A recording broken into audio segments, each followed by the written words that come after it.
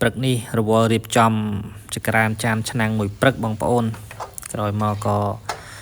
នឹកមិនដឹងថារមហូបអីធ្វើឲ្យលឿនហើយក៏នឹកឃើញថាសល់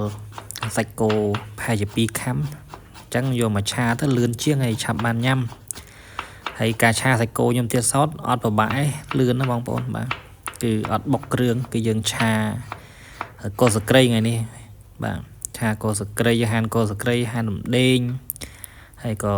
ចិញ្ច្រាំខ្ទឹមឲ្យអាល្អិតល្មមបងប្អូនបាទហាន់វាឈ្ងុយល្អ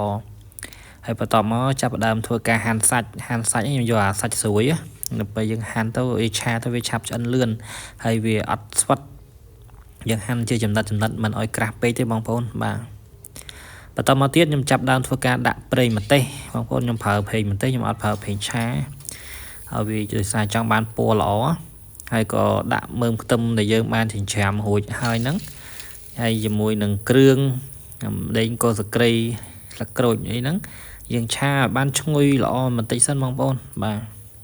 បន្តមកទៀតក៏ចាប់ដើមដាក់ទឹកត្រីបន្តិចបាទកុំឲ្យវាខ្លោចពេកណាហើយក៏ចាប់ដើមធ្វើការដាក់សាច់គោ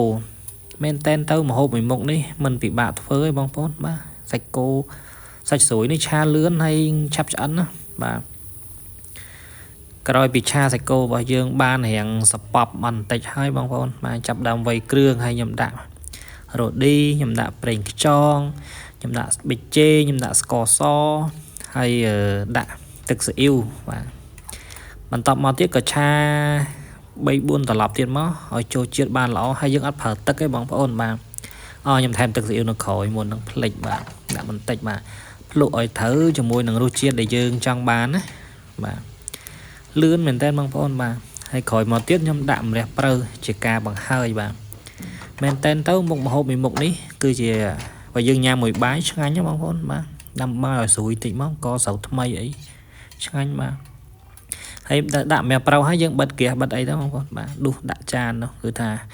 ជះក្លិនឡើងឈ្ងុយហើយញ៉ាំឆ្ងាញ់ណាស់ជាម្ទេសច្រែយើងហ្នឹងបាទ